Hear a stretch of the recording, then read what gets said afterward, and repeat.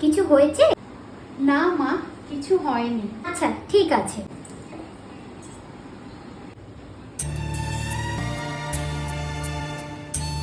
বৌমা, তুমি এখানে এসো।